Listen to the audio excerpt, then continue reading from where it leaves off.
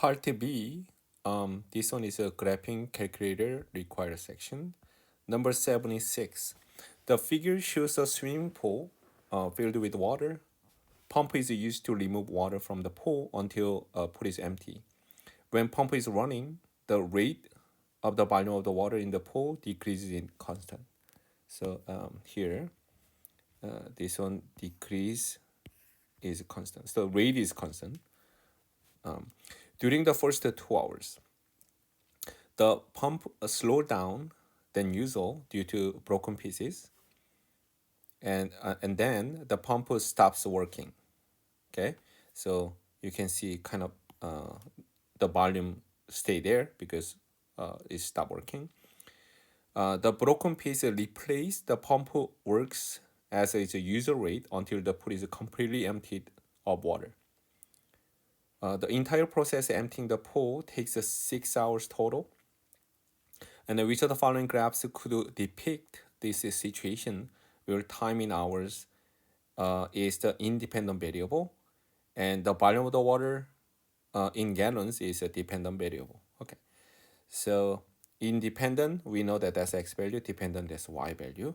So if you look at the graph here, first of all, total entire process is at here 6 hours. So this one you can eliminate. It's at 10 hours here, but the rest of it ends 6 hours. That's good.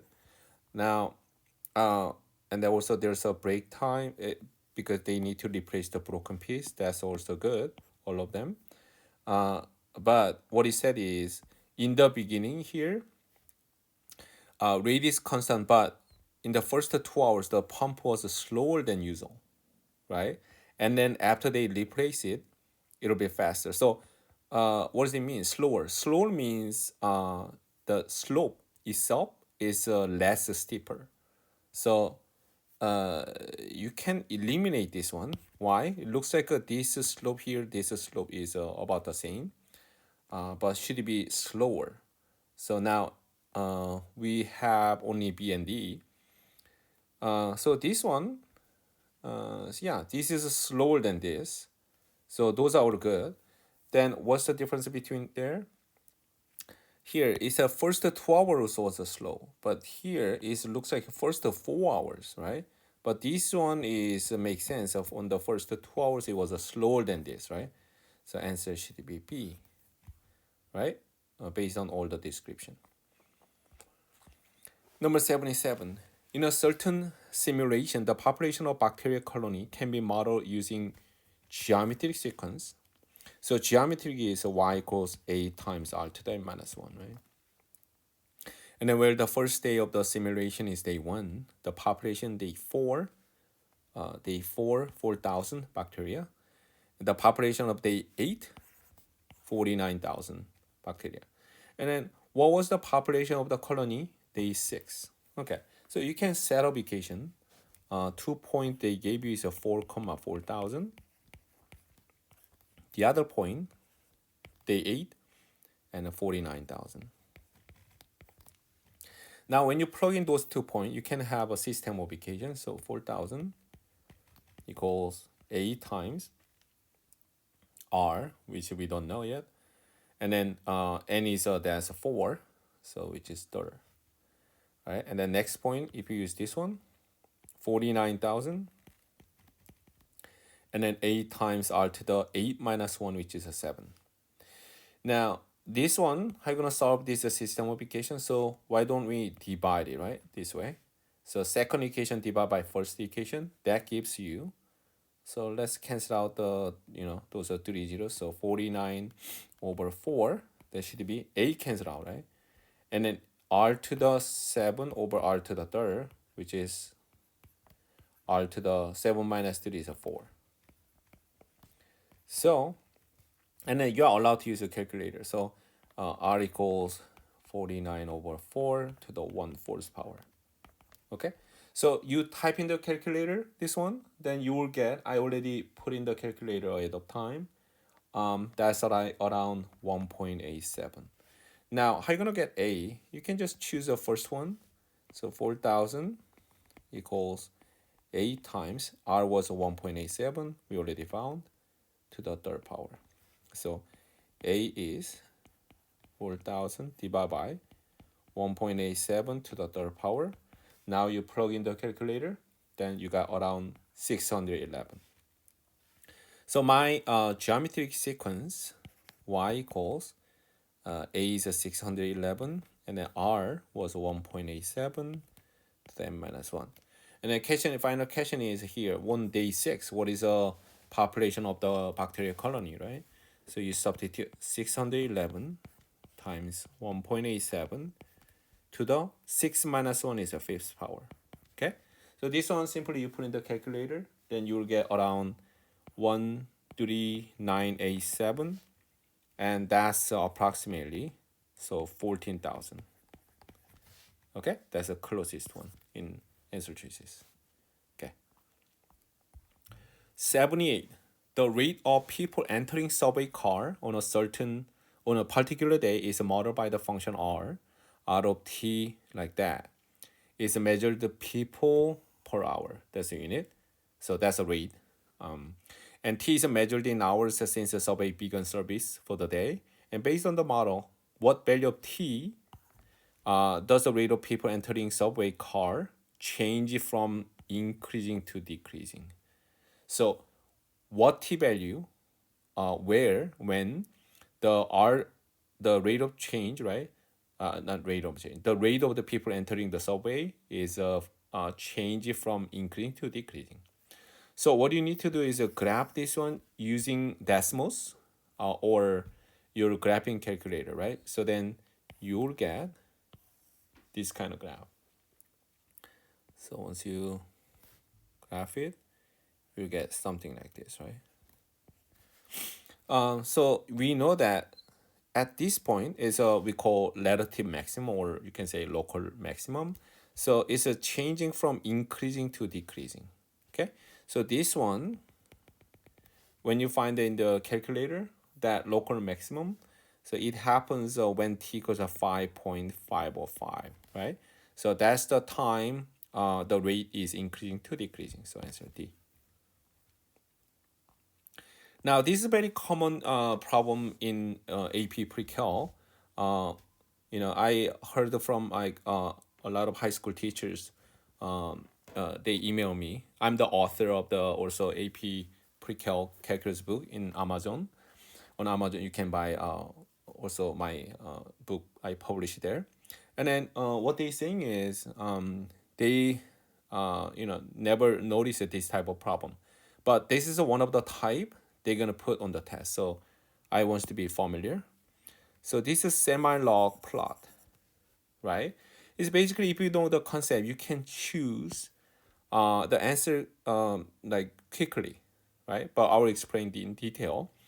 The answer has to be this one. The reason why, semi-log. So semi-log means x side is just normally like 1 through, like you see that 0, 1, 2, 3 like that. But on the y side is log scale. Log scale means, let's say here, right? So log 10, that is 1, right? And here, this one is also log 1 is 0, right? So 0, 1, and here log 100. Log 100 means 10 to the second power, that's a 2. And same way, this one 3, right? So on the log scale, 0, 1, 2, 3. So the value itself should be 1, 10, 100 like that, right?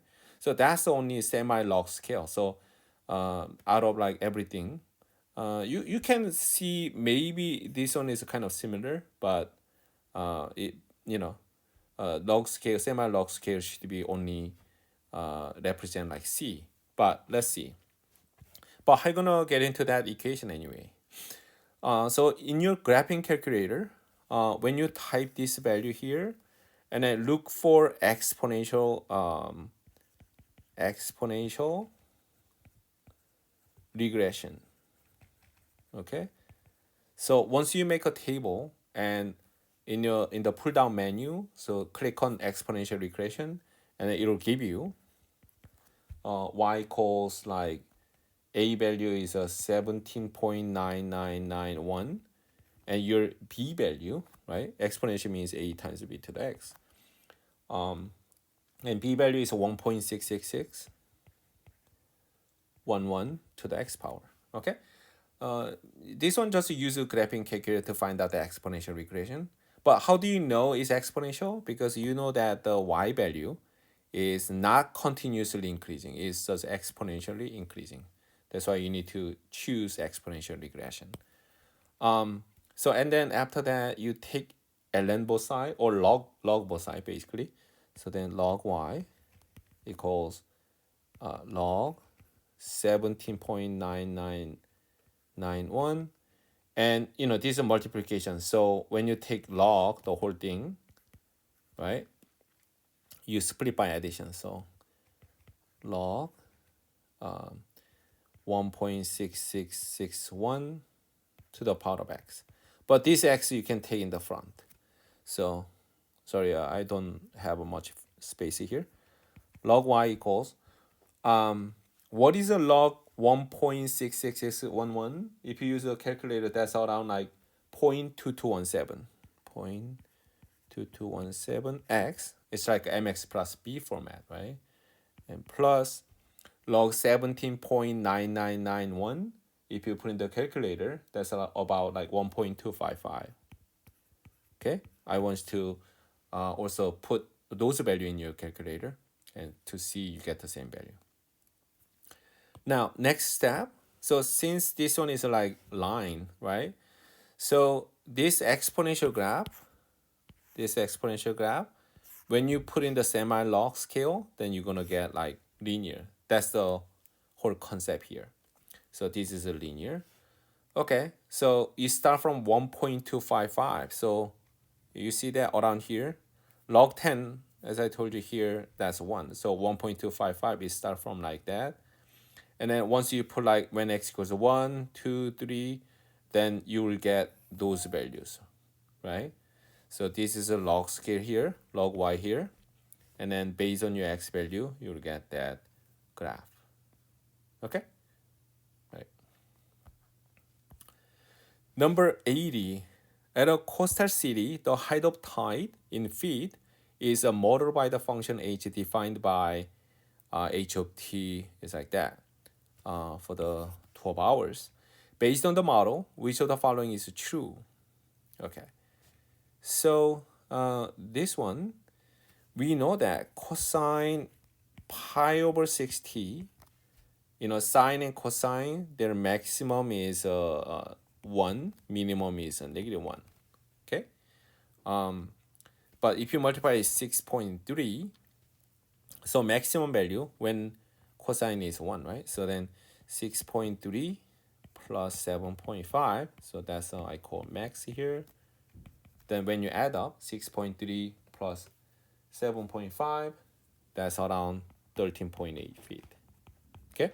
What about minimum? Minimum is when cosine is -1. So -6.3 plus 7.5. So when you compute, that's around 1.2 feet. So the height of the tide, maximum 13.8. Okay, so A looks like correct answer, right? That's the maximum. And then it said minimum is 1. That's not true. And then they talk about like when it's gonna happen, right? So is a maximum value is when t equals 6. So let's see. When you plug in 6, what happened? 6.3 cosine of pi over 6 times 6 is just pi plus 7.5. Cosine pi is a -1, so -6.3 plus 7.5, right? That's actually minimum, not maximum, right? So it's out. And when 12, let's see, 6.3 cosine, pi over 6 times 12 is a 2 pi, right? So cosine 2 pi is 1, so 6.3 plus 7.5. It looks like that's a max, right? But they said minimum, so those are also wrong. So answer should be A. 81, the function f is defined by like this. That's a standard form of sine function. And the constants A, B, C, D. And in the xy plane, point 2, 2, 4, 4 represent minimum and maximum respectively on the graph of f. What are the values of A and D? Okay, let's sketch it quickly. 2, 2, let's say around here. It's right here, right? That's the minimum. We said that. And then 4, 4, let's say 4 here, 4 here. So right here, that's the set maximum value. So your graph looks like something like this, right?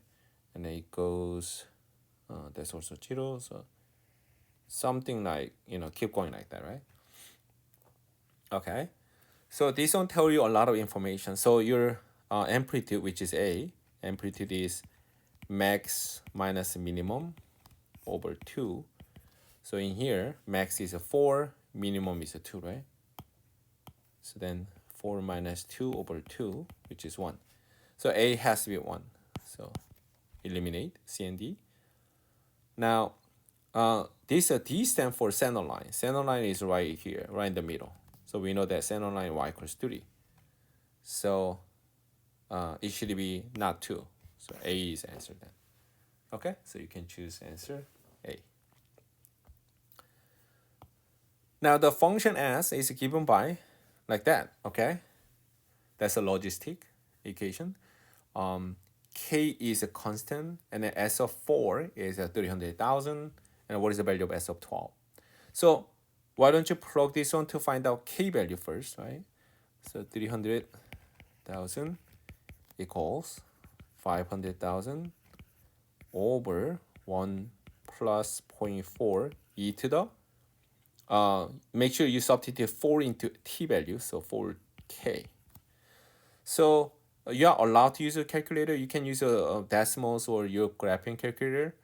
Some calculator like TI Inspire, the one I have, also you can use it in colligible test. You have a solve function, so you can solve for k value, or you can graph both equation and find out intersection. Okay, so let's say you did it, then you get k value is around, I already find the value ahead of time, so 0.1277, but I want to check, okay, in your graphing calculator. So now question is, what is S of 12? So you, instead of t, you substitute 12 into the equation.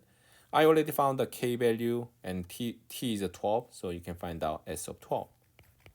So S of 12 is 500,000 over 1 plus 0.4 e to the k value 0.1277, and your t value is a 12. Right? Now you simply type in the calculator or decimals, then you will get 175,333. So I think closest one is A. Okay, so use your calculator. Now next one, 83. Two functions model K and M constructed to represent sales of product at a group of grocery store. KT, MT represents sales of product after T weeks, but T is greater than or equal to 2. So one is a logarithm model and the other one is a linear model. What is the first time that sales predicted by the logarithmic model will be 0.1000, but remember this also, both the function is in terms of 1,000 unit. 0.1000 unit more than the sales predicted by linear model. Okay, so you can set up equation basically. So your logarithmic model is 14 minus 2.885 ln t. That one is 0.1000 more. So you can say the m of t, which is a negative t plus 14, but plus 0.1, right? When you add in the linear model, you put 0.1 more, then it will be equal to logarithmic model, right? Now, so you can, right hand side, you can just negative t plus a 14.1. So you can graph both of them and find out intersection, or if you have a solve function, then you can go ahead solve it, right? So let's say you put in the calculator, then you will get two values actually. One is a 1.807 and the other one is 4.324. But restriction is that t should be greater than 2, so this one you can eliminate. So answer should be 4.324, which is a B. Okay. Now 84. The function f is given by two sinusoidal functions. One is a sine, the other one is a cosine. Using the period f, which of the following is the number of complete cycles of the graph of f in the xy plane on the interval 0 to 1000. So first step, you need to know this f of x, what is the period of that. When you add or subtract of two sinusoidal functions, you're going to have also a periodic function. Okay? So the way you find out period is you find out period each function and then try to find out LCM. LCM stands for least common multiple. So in the sine 4x, what is a period of sine 4x? So 2 pi over 4, which is a pi over 2 period, right? In the first function. Now second function, cosine 2x, 2 pi over 2, so pi is period. So what is the least common multiple of pi over 2 and pi? Of course, that's a pi, right? So we know that that shows a period, right? Period of f of x is pi, okay? Because LCM. So how many complete cycle within 1000? So you divide it, right? 1000 divided by that one period, which is pi. So if you put in the calculator, so that gives me around 318.31, but you just drop the decimal places because that's not completed. So you cannot say 319. It's just like 318 complete cycles, right? So answer is B. Now this one graph. The graph of piecewise linear function f is shown in the figure. Let g is inverse function of f, and what is the maximum value of that inverse?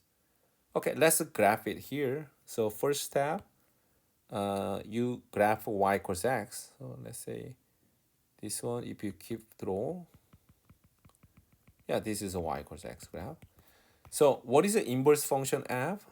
Then let's see, that point is 4, 5, so 5, 4 right here.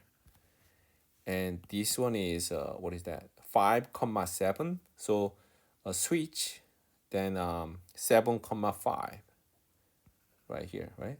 So yeah, it's around this. So that is a graph of g, y equals g of x, right?